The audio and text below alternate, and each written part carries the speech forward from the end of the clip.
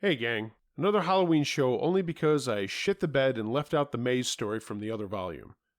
I feel really bad about it because it was from someone who lives near me and I know the exact place she's talking about. But the good news is, two other folks sent me stories after I cut that show, and strangely enough, one of them happened in a neighborhood of the Bronx my brothers-in-law used to live in. It's a small world. Anyway, here's a few more Halloween stories for your listening pleasure. Sit back, relax, and enjoy.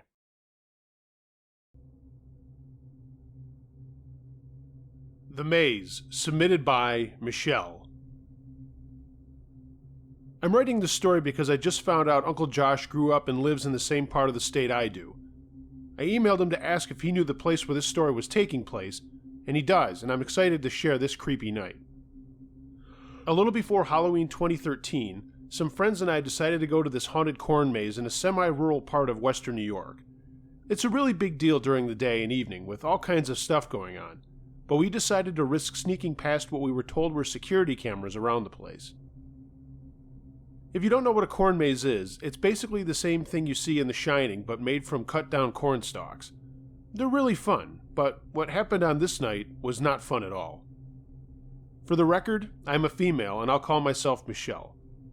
I was 22 at the time of this and had some friends over one night in mid-October for a few beers and a campfire in my backyard. My friends Trish, her boyfriend Bill, and a guy who I wasn't really dating but was spending a lot of time with, named Alan, were all just hanging out enjoying a fall night. Somehow we got to talking about Halloween and how we should have a party or go to one of the big ones in downtown Buffalo, and there's actually a lot of them. Trish brought up the corn maze that wasn't too far away. We looked it up online and it was going to be closing like in 10 minutes, so we were bummed but made plans to go to it in the next couple of days. That's when Bill said, "Why don't we still go tonight? I know how we can get in after they close." "What are you talking about?" I asked. "I'm not breaking the law, moron." He just laughed and Trish was getting into it, saying, yeah, we should do it." "Look, I've got a canoe," said Bill. "There's an industrial park on the other side of the creek from the maze. We park there, Alan and I carry the canoe through a small field and we zip across the creek. Then we cut through some trees and bam, we're there." He was getting worked up, and I'm sure it was due to the more than one or two blues he had put down. Alan said he was game if I was, and I told you Trish was all over it. It took about a half hour of everyone giving me a hard time and just saying, "Come on, let's do it, don't be a wet blanket," and so on. I finally caved and Bill jumped up and slapped Alan on the arm. "Dude, come give me a hand." They took off down the street to Bill's house to put his canoe on top of his Jeep. "I don't know if this is a good idea, Trish," I said. "She just told me to chill out and how fun and scary it would be." I said I guess, but she just went and got a small cooler and filled it with more beers. About 15 minutes later, the guys came back, had another beer, and we set out. I had only had one that night, so I drove, not wanting to get into any more trouble than we were already likely to. It wasn't a long drive, and I followed Bill's directions to this warehouse where we parked the Jeep. The guys got the canoe down, and we began walking through some tall grass and then into some woods, which were a pain in the ass to navigate. The creek is actually more like a little river. It's called Tonawanda Creek, and there isn't really a lot of ways to get down into the water other than to just drop down like 3 feet. And that's what Bill and Alan did first, and then helped me and Trish. It isn't a wide creek, so we were across it in literally a minute, and I started to think of how stupid we were being. We got to the other side, and everyone, including me, cracked a fresh blue. Another short walk through a forest, and we were there. We were at the corn maze. We could see the lights from the entrance a ways away, but around us it was super dark. Cloudy and no moon, just Bill and Alan with flashlights they only turned on once in a while. Bill thrashed his way through a wall of corn stalks, and after a bit, we were all in the maze. My eyes had adjusted the way everyone's do at night, and we could make out one another and the darkness of the walls to the maze, but that was really about it. "So what now?" I asked sarcastically. "This is super fun." I took a sip of my beer. Alan said nothing but motioned Bill to start walking following the maze to a dead end. That was great. That's when Bill broke out some weed and fired up a bowl, handing it to Trish, who smoked, Alan, who smoked, and then me, and I declined. That's when we heard it. The voice. "That smells good." it said. We all looked around and of course couldn't see anyone. I immediately started walking back the way we came, and the voice called out a little louder. "Leaving the group is a bad idea, little girl." I stopped, and I'm not gonna lie, I was creeped out like all hell. Alan said, "Fuck off, dude." The voice repeated him in a mocking tone. "Fuck off, dude." Everyone got up and started walking with me, but I couldn't find the way we came in, so I figured it was further down the line. I didn't know if this was a worker from the place or some fucking nut job, but I just wanted to get out. "Warmer, warmer," called the voice. A pause as I walked. "No, colder, colder, oh, way off now." "Seriously," said Bill, "if you want your ass kicked, I can provide that," or some other macho bullshit line. "Seriously?" asked the voice mockingly. Just then a rock or something landed right next to us, and we all jumped as we heard laughter. I couldn't tell where it was coming from. "Come on, let's just leave, guys," I said. The voice came again. "Let's just leave, guys." This time he was really fucking creepy, like the way the guy in Silence of the Lambs talks to that girl in the well. I started walking again. "No, no, no. Colder and colder," said the voice. Bill took his beer bottle and threw it in the air to his left, and we heard it land, but then a rock came whizzing through the corn from the opposite direction and almost hit Trish. She gave out a little scream, and the voice said, "Wrong direction, sport." Suddenly, the beer bottle came back and landed at Alan's feet. I screamed, and the voice screamed back, mimicking me. I turned to the wall of the corn maze to the direction I thought the creek was in and started going through it, hearing everyone yelling for me to come back. I stopped and just listened to the night sounds of crickets and wind and my heart pounding in my chest. "You sure you're going the right way?" whispered the voice off to my left. I froze. I didn't have a flashlight, so I couldn't check who was there, but whoever it was close, and I could sort of make out a shape a bunch of rows over. Trish yelled out to me, "Where are you?" And I heard thrashing in the corn before I yelled back, "I'm right here!" The thrashing stopped, and I could hear all three of them whispering. Then a hand dropped down on my shoulder, and I heard a whisper in my ear. "You should never leave the group." I didn't throw a punch. I didn't scream. I just ran. I ran through the corn until I was out of it and I could see the forest, and then I began screaming holy terror. I looked back to the maze and my friends came crashing through, all yelling and shit with the flashlights going crazily all over the place. I screamed, "I'm over here!" and the beams of light shot towards me. They all ran up and we looked back at the maze wall as Bill and Alan shone their lights over at it. A few rows in, we could see two figures standing there. Alan muttered, "Fuck this," and we all went back to the canoe, reversed the trip, and got the hell back to my house and started the fire again. We were all shook up about what had happened, and I thought it was maybe two guys that were out there to just scare people as part of the attraction, and Bill didn't think that's what they were doing out there at all. I don't know who those guys were or why they were out there in the maze that late at night, but I don't care. I thought about calling the people who own the place, but what was I going to say? "Oh, hi, I was trespassing on your land last night and heard some weird people harassing me." Right. I let it go, and I did go into the maze legitimately one evening with some friends a little bit later, and it was cool. And there was no sign of those creepers that time around.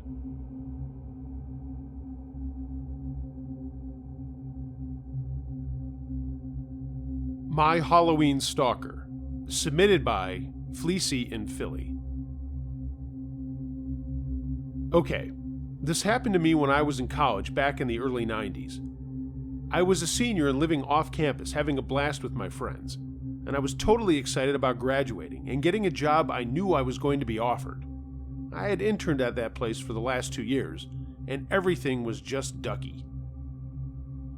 I had a boyfriend, I'll call him Joe, who was 2 years older than me, and he worked as an engineer at a television station in our town, and we were talking about getting a place of our own for just the two of us, and I couldn't have been happier. That's when I met Eve. Eve was another student, studying the same thing I was, marketing, and we had a couple of classes together, but she was a transfer student and was new to our college. I never gave her a thought, really, until we got assigned as partners for a project. We talked after class for the first time, and she seemed really nice and friendly, and we made a plan to get together and work on the project as soon as possible to just get it out of the way. We were going to meet at the library that weekend to get started, and I thought that was just a great plan. That Saturday, I got to the library earlier than we had planned because I wanted to get some other studying done. But Eve was already there. I said hi and asked her what was up, and she just said that she was there waiting for me. Understand, this was like 2 hours before we were supposed to be meeting. No biggie, I figured, and we went to a table and started talking about what we wanted to do for the project. We divvied up the workload and got to business, and I went to look for some periodicals with facts to back up our position. I don't remember what the project exactly was, but it had something to do with strategic advertising for kids, and we needed to have references to back up what we were saying. I was standing in the stacks looking for a Time magazine, and suddenly I felt something brush against me, and more to the point, brush against my ass. It was Eve, and she just walked on by. I thought, no biggie, she was just walking past me. I found my magazine and went back to the table we were working at. Eve came back and sat down too, and we worked together for a couple of hours, and then I wanted to wrap things up. I had a date with Joe that night. She kept asking question after question, and I finally realized I was going to be late and said I had to leave. When I got up, she grabbed my wrist and said, "Call me." I looked at her and mumbled, "Okay, we're not really finished, so I'm sure I will call you." She looked me dead in the eyes and said, "I know you will." And it wasn't kind of like a haha, I know you will. It was a fucking creepy, you better call me kind of way of saying it. I just nodded and left. I told Joe about it and he just said I was overreacting. The next day was a Sunday, and I went for a jog before going to get something to eat at this bakery, and I couldn't help but notice Eve was standing on the corner of my street where my house was. I just took off in the other direction, but when I got back about 45 minutes later, she was still standing there looking at my house. I started to stretch in the tiny patch of grass in front of my house, and she came over and said, "Hi." I said, "Hey, Eve, what brings you here so early? Don't you live way over on Parker Street?" She nodded and said that she was just out for a walk. Really? I thought. You've been standing on that corner for 45 minutes or more. She then asked when we were going to meet again, and I told her we should get together on Wednesday, because on Saturday it was Halloween, and I wanted to get things done and go to some parties. There was one on Friday at a bar I was going to go to with my friends, and there was another house party I was going to go with Joe on Saturday. Eve said, okay, and then something I haven't forgotten to this day. "You smell good." And then she walked off. I didn't know what to think. I had just run about 5 miles and was totally gross. Again, I chalked it up to just being weird and thought that this girl was just an odd bird. Later that week, we finished working on the project, but she did brush against me more than once, and her legs would often touch mine under the table. I told her I would put everything together on my computer and started to leave for home when she asked when she would see me again. I laughed and replied, Friday in class, Eve?" She said no. I mean, when outside of class. I told her there were lots of parties going on that weekend and that I might see her there. And then I turned and left. Again, she was being odd. But then it struck me, I knew she was new to the school, and I felt bad for her not inviting her to the party at the bar. Big mistake. "There's a costume party at the Inferno on Friday. I'll be there with my friends and housemates, and we can meet there if you want," I said. She smiled and said okay, and then I left for home. Friday came and I was excited because I was going as Cleopatra and had a really great costume that I'd worked very hard on. Saturday night, Joe and I were going to that house party and he was going to go as Caesar. I hope my current husband doesn't hear this, but Joe had a terrific body and I was looking forward to seeing him in a toga. Okay, fine, shoot me for saying that. My housemates got all dressed up too, and we walked to the bar and were having a great time hanging out with our friends and checking out all the cool costumes. Around 11, I felt a tap on my shoulder, and it was Eve. She was dressed up as Caesar, toga and all. How the hell did she know what my costume was going to be, I thought. I was beside myself. What the fuck was this? I said hey to her, and she smiled and said we made a great-looking duo. I remember feeling good that she didn't say couple, but this was super weird. I tried to play it cool, but even my friends were thinking it was creepy. We stayed for a while longer, but then I said I had to meet up with Joe. That was a lie. He was out of town with his cousin doing some work for his uncle. I beat it out of there and walked really fast home, and then opened a bottle of wine after paging Joe to call me. My housemate Christine and I just hung out talking and smoking cigarettes until Joe called. I told him what happened. He laughed, and I told him it wasn't funny. He said he would see me the next day, and he had to get going because they were finishing up what they were working on, and they were working late into the night. That night, our house phone rang at about 3 in the morning. I heard my other housemate answer it, and she was up with her boyfriend watching TV. I heard her talking into the receiver. "Who is this?" "No, she's sleeping." "Okay, I'll tell her in the morning, okay?"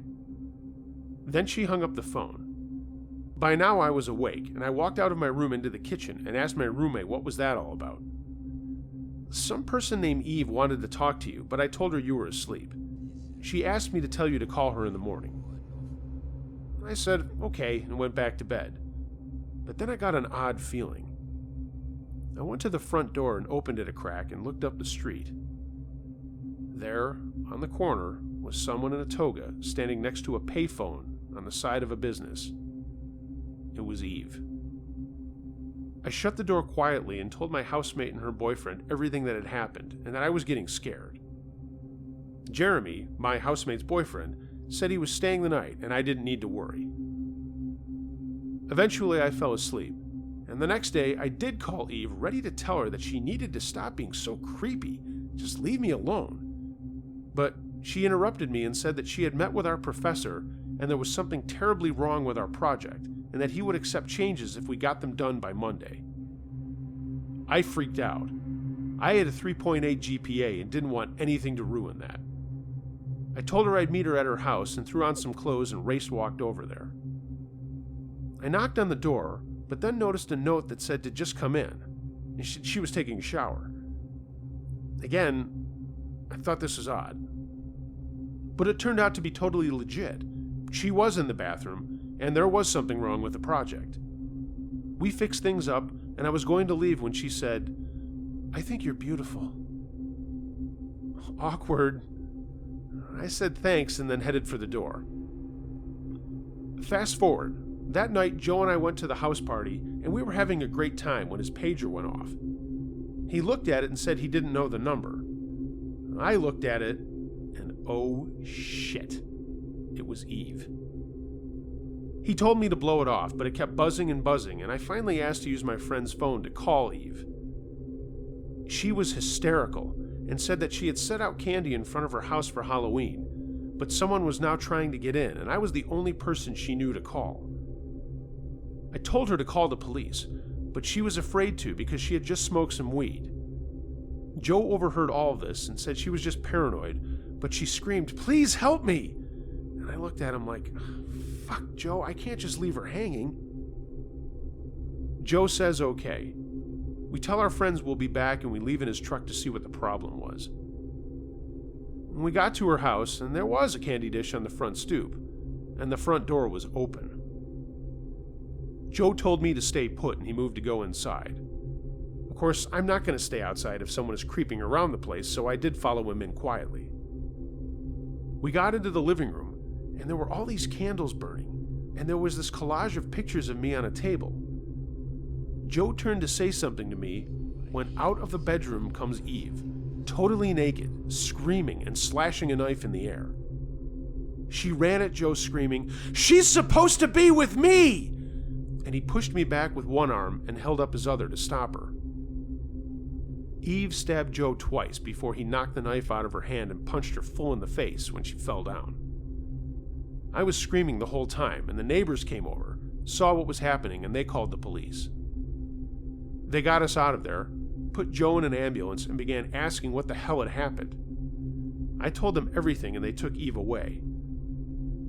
Later, she confessed to following me around, stalking me everywhere I went, and even so much as to hang out outside of my bedroom window, listening to my phone conversations with Joe.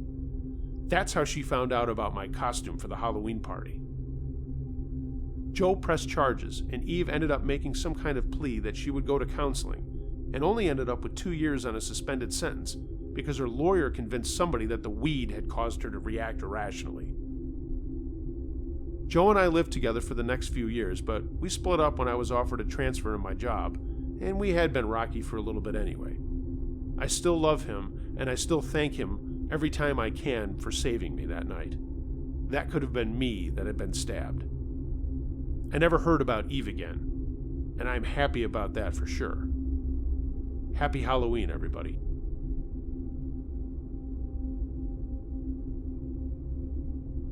Our Halloween Run Home, submitted by Hellcat13. When I was 15, I went to a Halloween party at my friend Tony's house.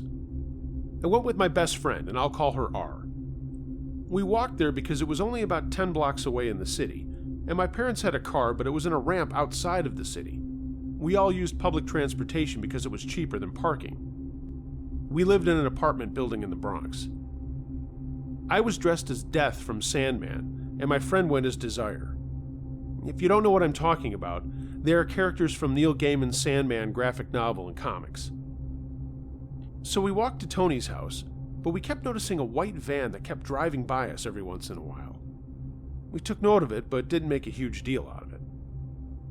Right before we got to Tony's house, the van pulled up real slow, and we could see a guy behind the wheel that was dressed up with makeup looking like the Crow. He stared at us and then hit the gas. And that should have sent up a red flag, but we were silly and thought he was just going to another party. The party at Tony's was a lot of fun, and all of our friends were there. It was an inside and outside event, as the weather was warm for that time of the year. Tony's house had a yard on the side, which is kind of rare in that part of the Bronx, so a lot of us were hanging around out there rather than sitting inside. There wasn't a fence, but there was this kind of brick ledge that was out front, and we were all sitting on that and talking and just enjoying ourselves.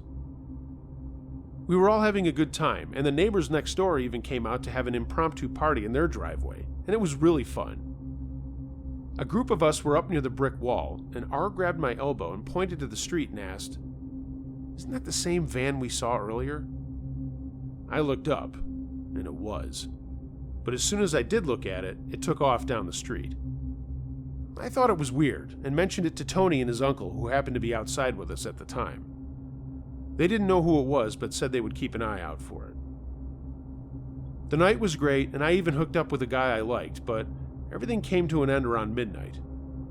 Tony's parents were adamant about everyone getting home safe with a ride, but R and I knew that we were walking together back to my place, and we slipped away before anyone could notice. A couple of blocks back towards my place, we heard a car coming up, and R turns and says it's the same van we've been seeing all night. We got to a corner with a light, and the van stopped, and I couldn't help but look at the guy.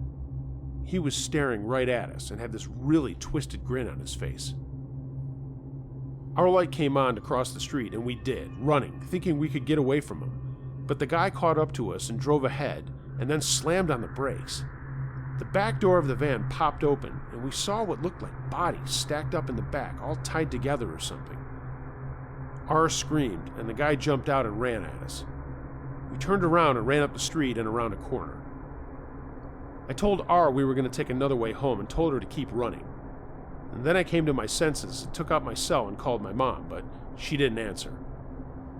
We went up another street, but R said she saw the van coming at us, so we ducked behind a car, and thankfully it went by. We got up and ran even faster back towards my house, and then we saw the van again, but the driver didn't see us. We waited for him to move on, and I grabbed R and told her to just run. We were almost home. We got there, raced up the stairs to my apartment, and slammed the door shut. My mom was watching TV and jumped up when she saw that we had been crying and we were out of breath. We told her everything, and she was sorry she hadn't heard our phone call. Mom got us calmed down, and then she said she was going to call the police. As she was doing so, she was at our front windows and looked down to see a white van with a guy standing outside of it looking up and down the street. She told the cops that the guy was right at our place right then, and at that moment he jumped back into his van and took off. The back door opened again, and something dropped onto the street. The cops got there about 5 minutes later and checked everything out, especially the thing in the street. It was a mannequin with red lines and words pointing at the crotch and mouth saying, "Here" and "Here." I didn't know that until my mom told me that many years later. What the fuck? I have no idea what that guy had in store for us, but as far as I know, the cops never caught him, and I hope we never meet him again.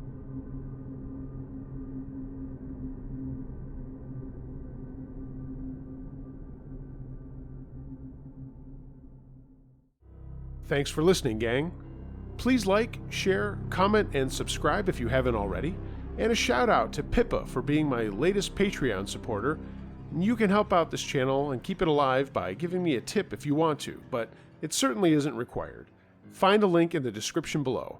I'm also looking into some t-shirts soon too, so look forward to that. Please follow me on social media. All of my links are in the description. And I've got another fun share for Halloween and the normal weekly edition coming up as well. Happy Halloween, everyone. Much love to you all. But remember to be wary of things that go bump in the night.